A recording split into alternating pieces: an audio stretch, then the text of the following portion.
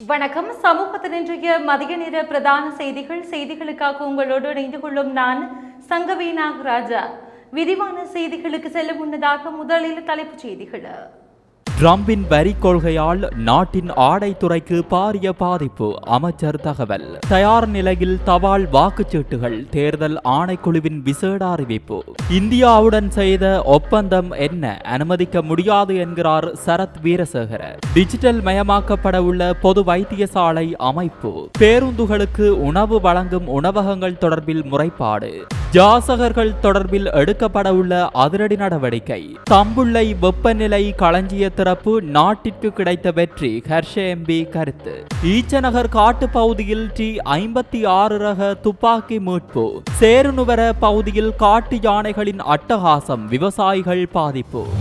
நாட்டின் பெரும்பாலான ஏற்றுமதிகள் ஆடைத்துறையில் தங்கியிருப்பதால் அமெரிக்காவின் புதிய இறக்குமதி வரி கொள்கையால் நாட்டின் ஆடை தொழில் மிகவும் பாதிப்புக்கு உள்ளாகும் என தொழில் அமைச்சரும் பொருளாதார அபிவிருத்தி பிரதியமைச்சருமான அனில் ஜெயந்த் தெரிவித்துள்ளார்.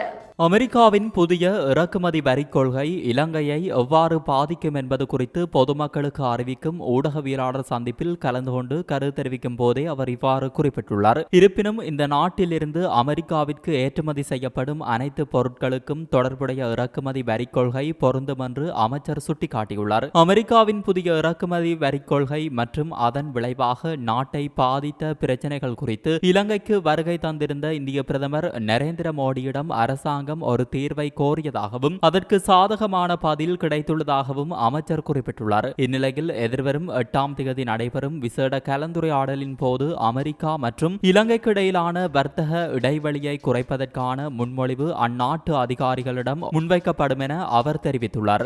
2ஆம் ஆண்டு நிறைவை முன்னிட்டு சக்சஸ் வியர் வழங்கும் விசேட விலைப்பளிவுகள். பெண்களின் ஆடைகளுக்கு மாபெரும் தள்ளுபடி. ஸ்மார்ட் டிவி வெல்லும் வாய்ப்பு, அரிய சந்தர்ப்பம். இன்றைய வாருங்கள். அமெரிக்காவிலிருந்து இறக்குமதி செய்யும் பொருட்களுக்கு சுங்க வரி 0% குறைக்கப்பட வேண்டும் என நாடாளுமன்ற உறுப்பினர் ரவி கருணாநாயக்க தெரிவித்துள்ளார்.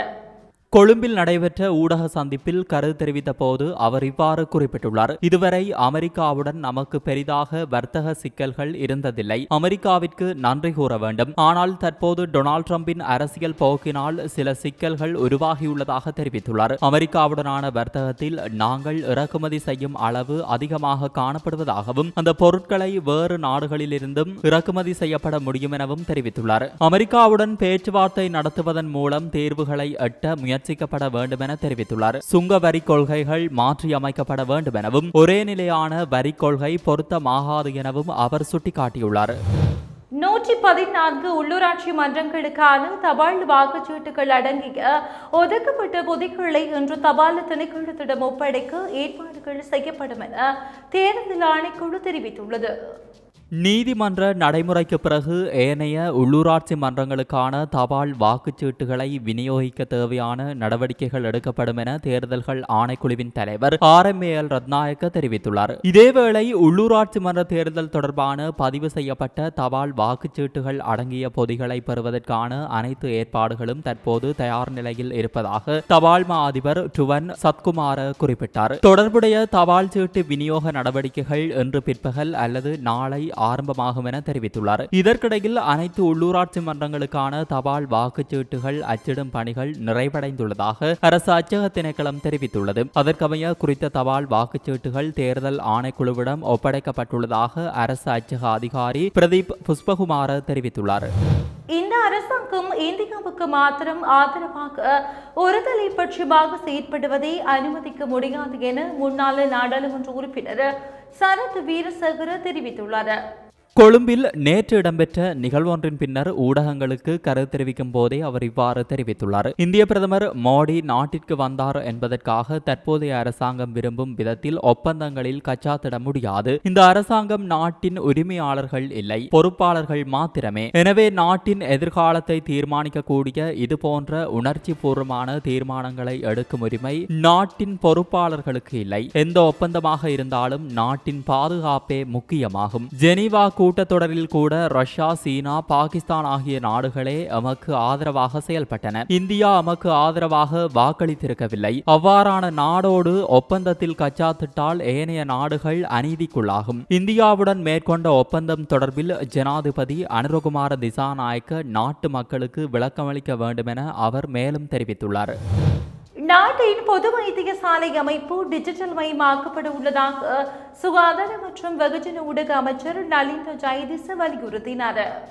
கொழும்பில் உள்ள லேடி ரிச்வே சிறுவர் வைத்தியசாலையில் இடம்பெற்ற நிகழ்வில் கலந்து கொண்ட போதே அவர் இவ்வாறு குறிப்பிட்டுள்ளார். இங்கு அவர் மேலும் தெரிவிக்கையில், தற்போதைய அரசாங்கத்தின் குறிக்கோள் முழு அரசு சேவையையும் டிஜிட்டல் மயமாக்கி பொதுமக்களுக்கு மிகவும் வசதியான மற்றும் வினைத்திறனான சேவையாக மாற்றுவதாகும். 1.5 மில்லியன் சுகாதார பணியாளர்களின் தகவல்கள் உட்பட மனித வளங்களை நிர்வகிக்க தொழில்நுட்பத்தை பயன்படுத்துவதில் முழு கவனம் செலுத்துவதன் மூலம் அதை டிஜிட்டல் மயமாக்க முயற்சிகள் மேற்கொள்ளப்படும். நோய்வாய்ப்படும் மக்களுக்கு மிக உயர்ந்த அளவிலான பராமரிப்பு சேவையை வழங்குவது சுகாதார நிபுணர்களின் பொறுப்பு. இதற்காக சுகாதார அமைச்சு அதன் கீழ் பணிபுரியும் அனைவருக்கும் தேவையான தொழில் சார்ந்த திறனை வழங்குவதுடன் நோயாளிக்கு மிக உயர்ந்த அளவிலான பராமரிப்பை வழங்கும் சூழலை உருவாக்கும். நாட்டின் சிறந்த பொறியியல் மற்றும் கட்டடக்கலை திறன்களை பயன்படுத்தி நாட்டின் அரச வைத்தியசாலைகளை ஆக்கப்பூர்வமான மற்றும் கவர்ச்சிகரமான இடங்களாக மாற்றுவதில் தற்போதைய அரசாங்கத்தின் முழு கவனம் உள்ளது என தெரிவித்துள்ளார். நீண்ட தூர பயணிகள் போக்குவரத்து பேருந்துகளுக்கு உணவு வசதிகளை வழங்கும் உணவகங்களின் தரம் குறித்து சுகாதார பிரிவினர் ஆய்வு செய்ய வேண்டும் என பேருந்து சங்கம் கேட்டுக்கொண்டுள்ளது. சம்பந்தப்பட்ட உணவகங்களில் உள்ள உணவுகள் சுகாதாரமான முறையில் காணப்படுவதில்லை எனவும் கழிப்பறை மற்றும் சுகாதார வசதிகள் தரமற்ற முறையில் பராமரிக்கப்படுவதாகவும் முறைப்பாடுகள் வந்துள்ளதாக அவர்கள் சுட்டிக்காட்டுகின்றனர். இது தொடர்பில் கருத்து தெரிவித்த இலங்கை தனியார் பேருந்து உரிமையாளர்கள் சங்கத்தின் தலைவர் கெமனு விஜயரத்ன பல வருடங்களாக உணவு சுகாதார பிரச்சினை என்பன தொடர்வதாக குறிப்பிட்டுள்ளார். பல்வேறு இடங்களிலும் சாலை மற்றும் மின்சார சமிஞ்ஞைகளுக்கு அருகிலும் யாசகம் பெறுபவர்களை அப்புறப்படுத்துவதற்கு நடவடிக்கைகள் தொடங்கப்பட்டுள்ளதாக போலீஸ் ஊடக பேச்சாளர் புத்திக மனதுக்க தெரிவித்துள்ளார்.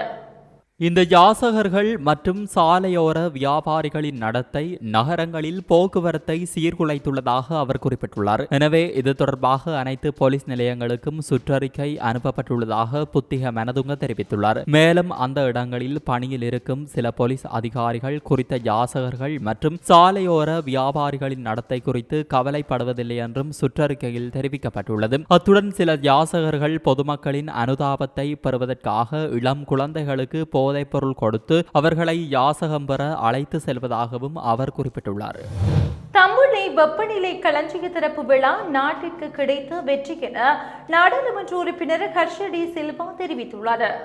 இது தொடர்பில் அவர் ஊடகங்களுக்கு கருத்து தெரிவிக்கையில், இந்த திறப்பு விழா குறித்து தாம் உண்மையிலேயே மகிழ்ச்சி அடைவதாகவும் அவர் குறிப்பிட்டுள்ளார். இந்த களஞ்சியத்தை முன்னோக்கி எடுத்து செல்ல ஒரு விரிவான வணிக திட்டத்தையும் நாங்கள் உருவாக்கினோம். நல்லாட்சி அரசாங்கத்தின் தோல்வியால் இந்த திட்டத்தை எங்களால் முடிக்க முடியவில்லை. பின்னர் ஆட்சிக்கு வந்தவர்களுக்கு இங்கே வேலையை முடிக்க உண்மையான விருப்பமில்லை. நாங்கள் உருவாக்கிய வணிக திட்டத்திலிருந்து இந்த அரசாங்கம் பயனடையும். தேவைப்படும் போது விவசாயிகளின் காய்கறி மற்றும் பல அறுவடைகளை சேமித்து நிர்வகிக்க 5000 மெட்ரிக் டன் கொள்ளளவு கொண்ட நாட்டின் முதல் வெப்பநிலை மற்றும் ஈரப்பதன் கட்டுப்பாட்டு விவசாய சேமிப்பு வளமாக இதை நாங்கள் தொடங்கினோம். இந்த திட்டத்தை தொடர்ந்து பிரபாஸ்வர திட்டத்தின் மூலம் மத்திய மாகாணத்தை உள்ளடக்கிய கெப்பட்டிபொலவிலும் வடக்கு மாகாணத்தை உள்ளடக்கிய யாழ்ப்பாணத்திலும் தென் மாகாணத்தை உள்ளடக்கிய எம்பிலிப்பிட்டியவிலும் இதுபோன்ற விவசாய சேமிப்பு வளாகங்களை நிர்மாணிக்க நாங்கள் திட்டமிட்டிருந்தோம் என குறிப்பிடப்பட்டுள்ளது.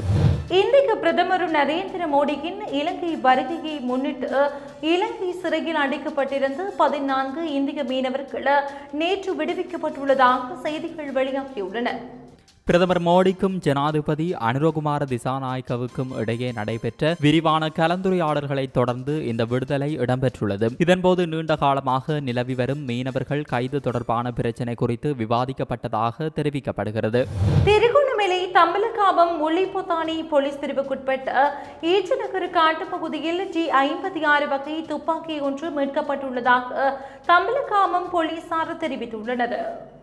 இந்த நடவடிக்கை நேற்றிரவு கந்தளாய் சூரியபுர விசேட போலீசாருக்கு கிடைத்த ரகசிய தகவலின் அடிப்படையில் முன்னெடுக்கப்பட்டுள்ளது. அதற்கமைய குறித்த பகுதியில் மேற்கொண்ட தேடுதல் நடவடிக்கையின் போது இந்த துப்பாக்கி கண்டெடுக்கப்பட்டுள்ளது. தற்போது இந்த துப்பாக்கி எவ்வாறு இப்பகுதிக்கு வந்தது, யார் வைத்திருந்தனர் என்பது தொடர்பில் தம்பலகாமம் போலீசார் தீவிர விசாரணைகளை முன்னெடுத்து வருகின்றனர். சேரனுவர பகுதியில் காட்டு யானைகளால் ஏற்படும் சேதங்கள் நாளுக்கு நாள் அதிகரித்து வருகின்றன. குறிப்பாக கல்லாறு மற்றும் சமைக்கைப்புற பகுதிகளில் நேற்றிரவு யானைகள் திடீரென கிராமங்களில் புகுந்து பல்வேறு சேதங்களை ஏற்படுத்தியுள்ளன. வாழை, தென்னை, மரவள்ளி கிழங்கு போன்ற பயிர்களை அழித்ததோடு அறுவடை இயந்திரத்தையும் சேதப்படுத்தியதாக தெரிய வந்துள்ளது. இதனால் அப்பகுதியை சேர்ந்த விவசாயிகளின் வாழ்வாதாரம் மிகுந்த பாதிப்புக்குள்ளாகியுள்ளது. மேலும் கடந்த அரசாங்க காலத்தில் அமைக்கப்பட்ட யானை வேலிகள் தற்போது செயலிழந்த நிலையில் உள்ளதால் யானைகள் எளிதாக கிராமங்களுக்குள் நுழைவது அச்சத்தை ஏற்படுத்தியுள்ளது. இதனால் கிராம மக்கள் இரவெல்லாம் அச்சத்தில் வாழும் நிலை ஏற்பட்டுள்ளது. இந்த பிரச்சனையை எதிர்கொள்வதற்காக யானை வேலிகளை புதுப்பித்து வழங்க வேண்டும் என விவசாயிகள் கோரிக்கை விடுத்துள்ளனர். இதனை சம்பந்தப்பட்ட அதிகாரிகள் உடனடியாக கவனத்தில் கொண்டு நடவடிக்கை எடுக்க வேண்டும் எனவும் அவர்கள் வலியுறுத்துகின்றனர். கொழும்பு வெலிக்கடை போலீஸ் நிலையத்தின் பொறுப்பதிகாரி இடமாற்றம் செய்யப்பட வேண்டும் என பதில் போலீஸ் மா அதிபர் பிரியந்த வீரசூரிய தேசிய போலீஸ் ஆணையகத்துக்கு பரிந்துரை செய்துள்ளார். 2025 ஏப்ரல் 2ஆம் தேதி அதிகாலையில் போலீஸ் காவலில் இருந்த இளைஞர் ஒருவர் இறந்தது குறித்து பாரபட்சமற்ற விசாரணை நடத்த ஏதுவாக இந்த பரிந்துரையை அவர் செய்துள்ளார். அத்துடன் வெலிக்கடை போலீஸ் நிலையத்தில் இணைக்கப்பட்ட ஒரு சார்ஜென்ட் மற்றும் ஒரு கான்ஸ்டபிள் ஆகியோரையும் இடைநீக்கம் செய்ய பதில் போலீஸ் மா அதிபர் நடவடிக்கை எடுத்துள்ளதாக போலீஸ் ஊடக பிரிவு தெரிவித்துள்ளது. இந்த சம்பவம் தொடர்பான விசாரணைகள் தற்போது குற்றப்புலனாய்வு திணைக்களத்திற்கு அனுப்பப்பட்டுள்ளன. இத்துடன் சமூகத்தின் இன்றைய மதிய நேர பிரதான செய்திகள் நிறைவு பெறுகிறது. தொடர்ந்தும் சமூகத்தோடு இணைந்திருங்கள். நன்றி. இது போன்ற செய்திகளை தெரிந்து கொள்ள சமூகம் நியூஸ் சேனலை சப்ஸ்கிரைப் செய்து அருகில் உள்ள பெல் பட்டனை கிளிக் செய்யுங்கள். மேலும் இது போன்ற செய்திகளை உடனுக்குடன் தெரிந்து கொள்ள சமூகமீடியா.com என்ற இணையதளத்தின் வாயிலாகவும் எங்களுடன் இணைந்திருங்கள்.